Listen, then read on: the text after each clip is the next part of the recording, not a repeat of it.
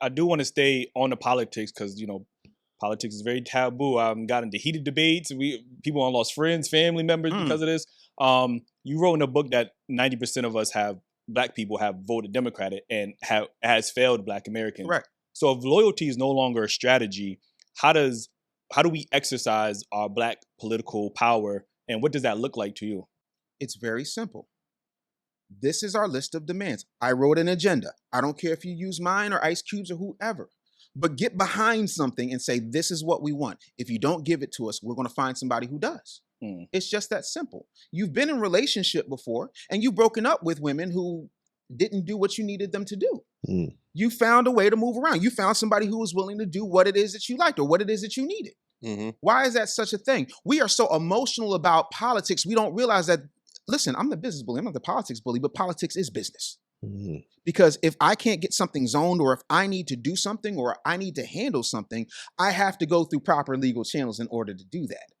It's dirt simple. This is transactional. It's not just your vote. It is financial. We can spend money on absolutely everything else, but not that. No, that's what it looks like. That's what everybody else does. And if you think I'm lying, explain to me why we've had so many liquor companies not have issues. We've had so many pharmaceutical companies that have been poisoning our community specifically for so long and going unchecked. And anytime somebody brings it up, it's like, oh no, but yet and still, we know more kids in the past 15 years have had autism in our community than we even knew what the word was 15 years ago. There is a reason. And you can say whatever you want, but there are plenty of studies. All of these things happen because these companies understand that this game is for money. That's why there are lobbyists. If you have people lobbying for you and you're paying those people very well, you can get away with a whole lot. It's the same reason that, let's take food, because all of this is politics. The dyes in Fruit Loops in America are not what goes to the European Union, goes what up north to Canada. They banned them. Right. You can't get that stuff. No yellow number 5, no red, this, that, and the third. And the funny thing is, they're all made in Battle Creek, Michigan. So Toucan Sam, follow my nose in America is still Toucan Sam, follow my nose in Canada. We ship from America to Canada to the rest of the world. So if you know how to do it there, why is it that ours are more bright and more colorful? Because that's marketing and we want the kids to look at the colors. That's lobbying, because somebody paid the right people in the government to look the other way and say it's okay, or high fructose corn syrup, which automatically leads to Black people like your grandmama, your auntie, and sometimes people my age who are middle-aged having the sugar. And you say, well, diabetes runs in my family. No, diabetes runs in your family because nobody in your family runs and you're eating trash. I'm sorry, how? Like, at what point do we not say that if they can do this and poison us, why is it we can't write checks in order to make it happen? Do yourself a favor. In 1992, there was a movie Eddie Murphy put out, and Eddie Murphy has been trying to very covertly send Black America messages for as long as he has been in entertainment, but we're too stupid to catch them. The Distinguished Gentleman. There's a scene where he's sitting down with a character played by Lane Smith, and he says to him, so, Congressman Johnson, where are you on sugar? He's like, I don't know. Where should I be? Because he doesn't know anything. He hustled his way into Congress. And he says, well, if you're for sugar, I got money for you from the corn syrup people. I got money from you from the sugar lobby. If you're against it, I got money from the parents groups. How you want to play it? Everybody understands that politics is business except for Black folk.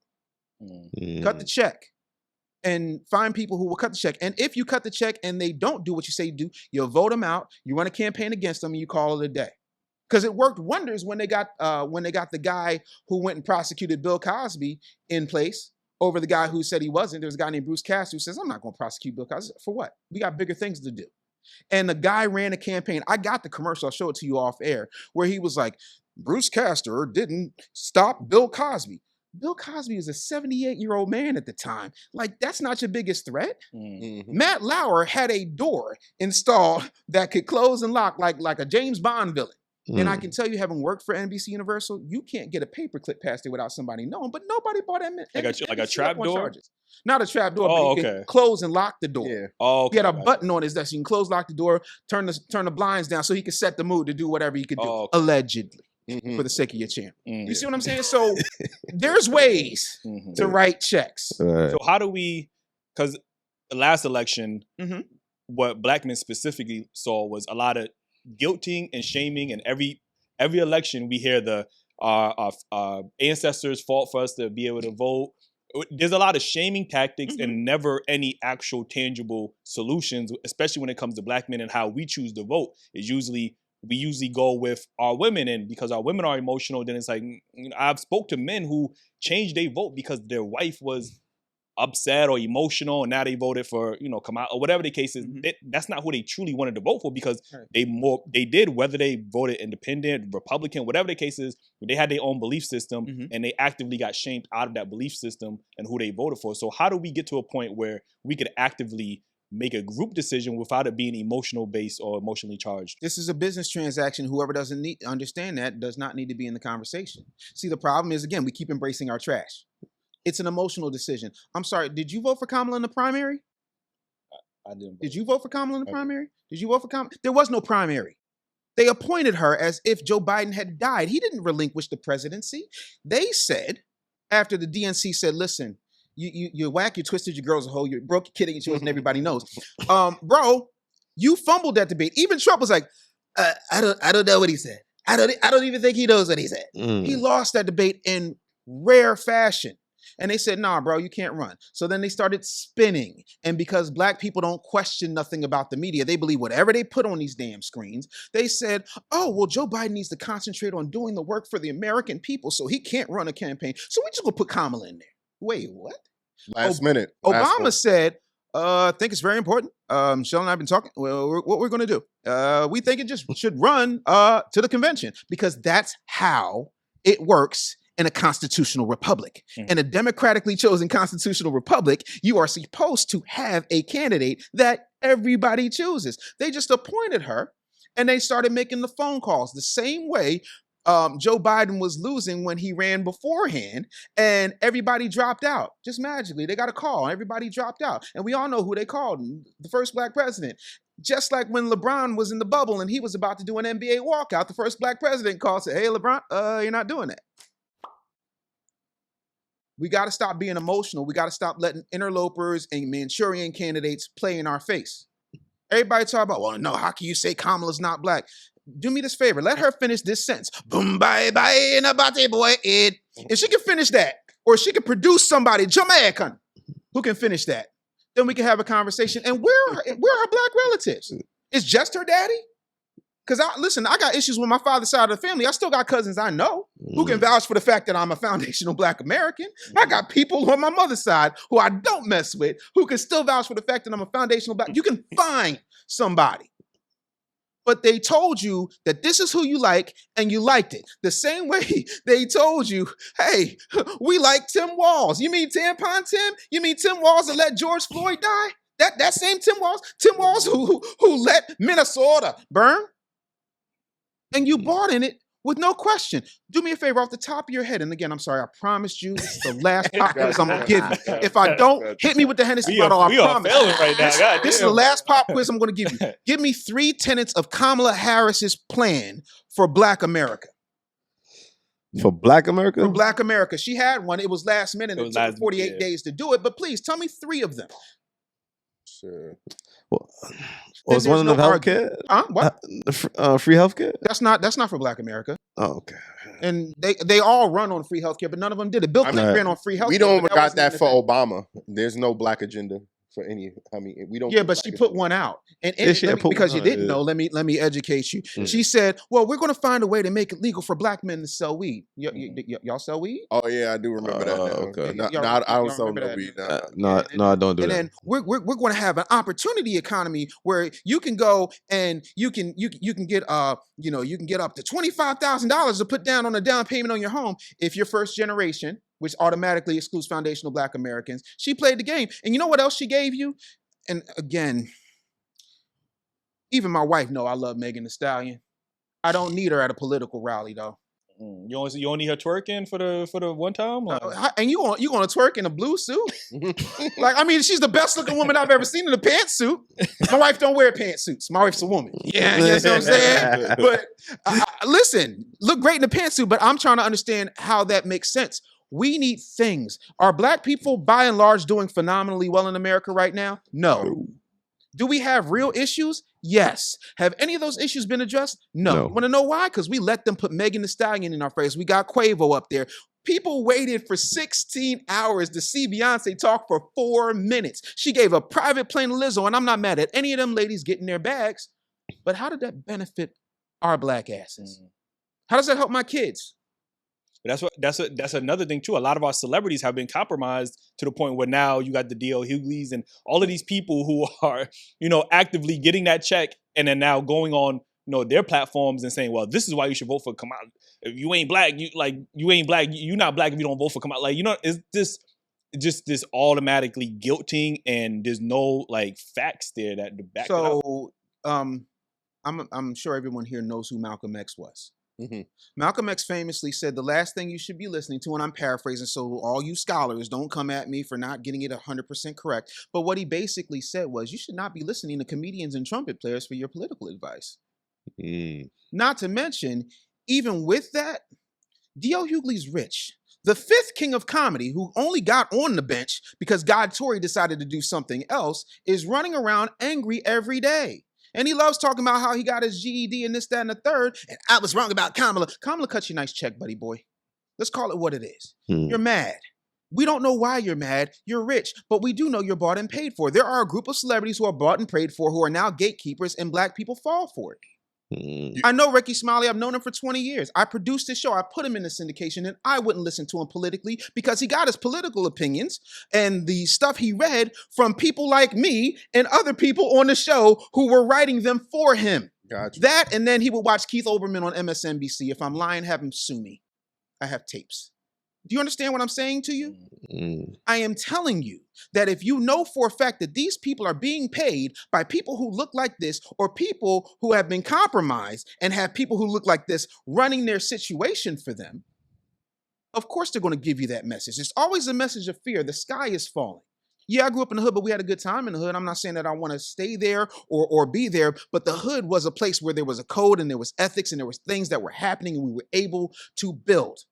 You understand what I'm saying? There was a time in this country, right after they got rid of the Black liberation movement and shoehorned in civil rights, where we went to Black banks. Every last one of my grandmother's children, with the exception of my mother, who was an emergency birth, was born in Black doctors in Black hospitals. We knew who the butcher was because the butcher was Black. Yeah. I'm not going to quiz you, but I'm going to say to the audience, you can't name me 5 Black hospitals. I'll spot you Howard University Hospital. Name 4 more. That is the point. We continue to let them tell us what we're going to have and then like it, and then tell us that all we have to do is come to the rally and lobby and say, yay, we like this person because she's for us, and this man is bad. If this man is so damn bad, then why was y'all watching Nene Leakes on his show? Why was you watching Arsenio Hall on his show? Why was you watching Little John on his show? Why is it that y'all are sitting up here letting young Jock get mad and say, oh, I don't like Trump. Time to go to work, make the block bump, boys in the hood call me Black Donald Trump, dope boy magic. Like, what world do we live in where we don't have receipts? Y'all love this man.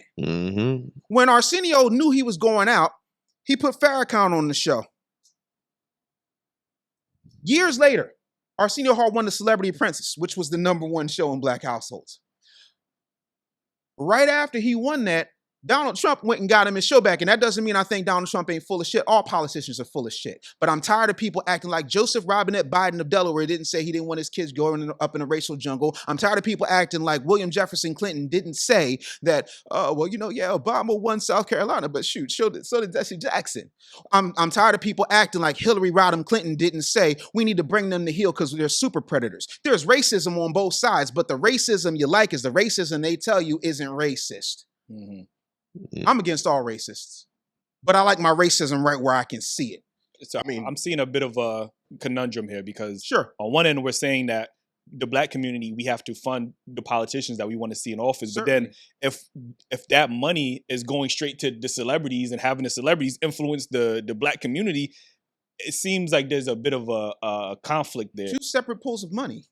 Oh, is it two separate? Okay. Two separate pools of money. So let me break this down. So in radio, for example, that money comes from advertisers, right? There's also a thing called NTR. NTR means non-traditional revenue. That's like when you make money from a community concert or some dumb junk like that. Stuff that doesn't come from an ad itself.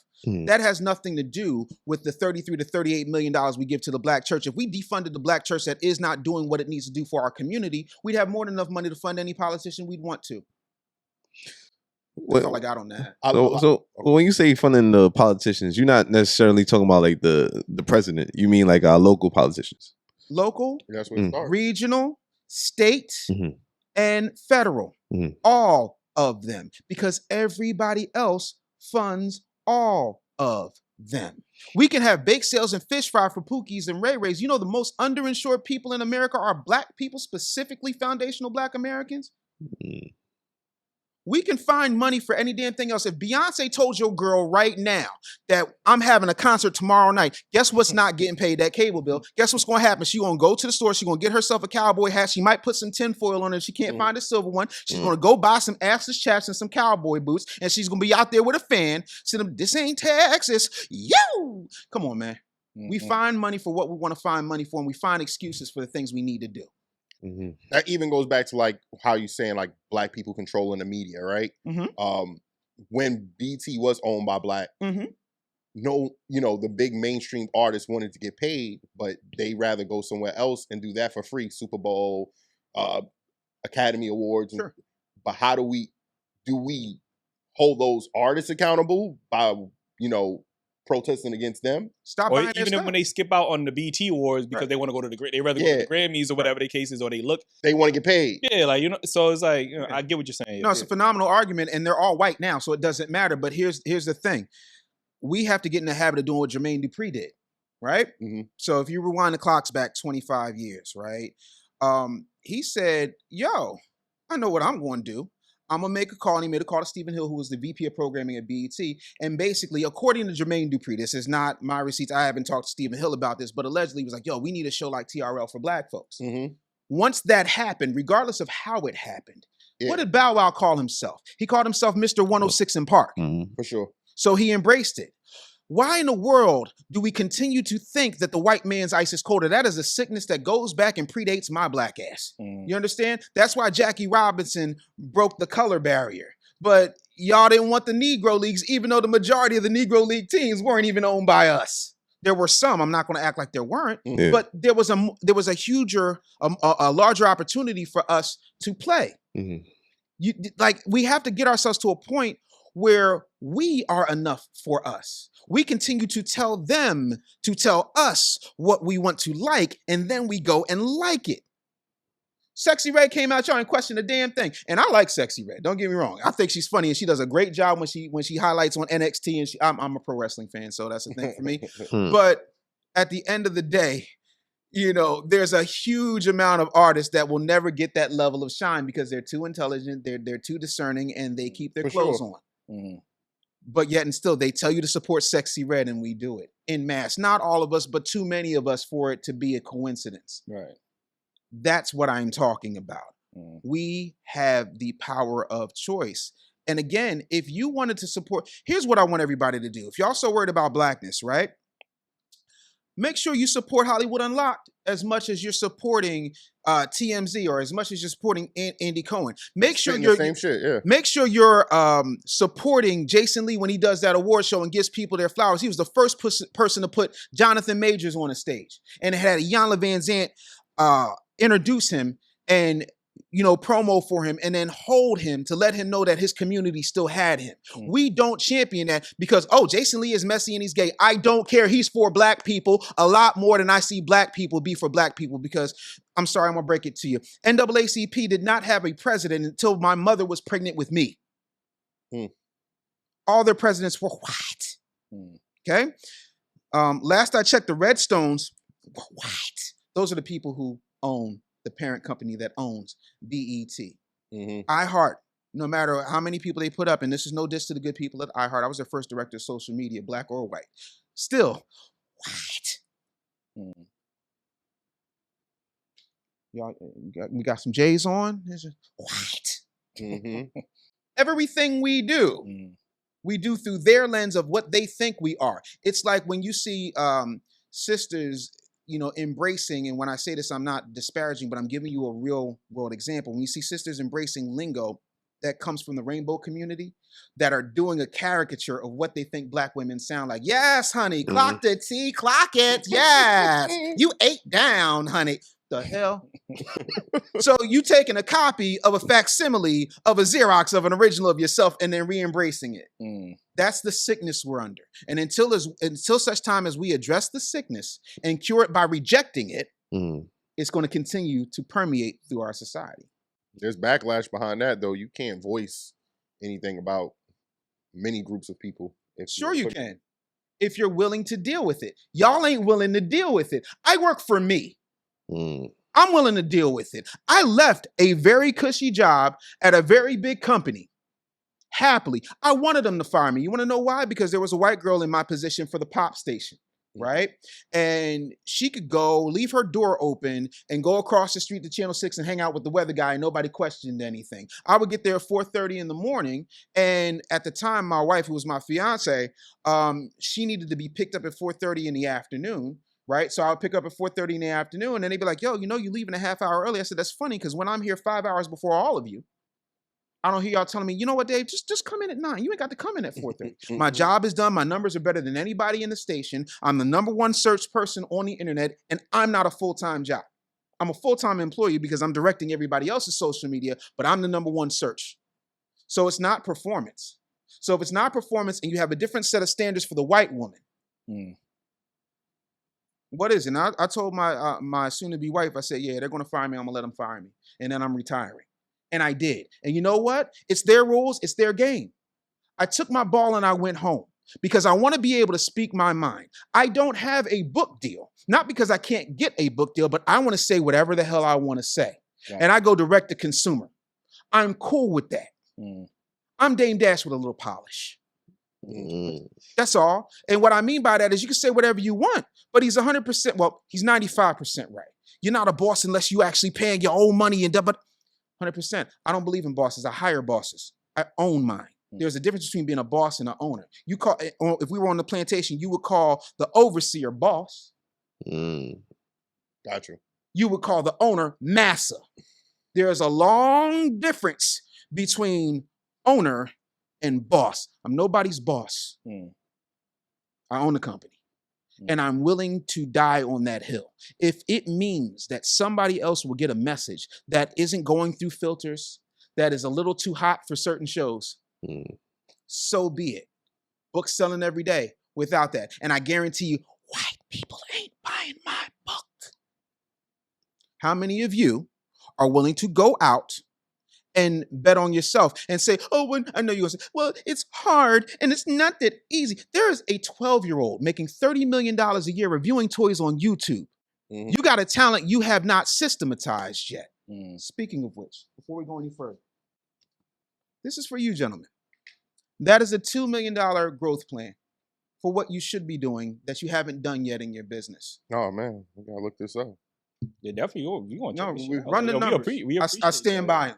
And I made it so that you wouldn't have to spend a whole lot of money in order to pull off the things I'm talking about, because most of it you're doing now, you're just not doing enough of it consistently. Gotcha. And that's the thing. And I've done that for every show I've been on, because I always hear, well, it's not that easy. It's not that simple. All right, I did the guesswork for you. Now what's your excuse? That's it.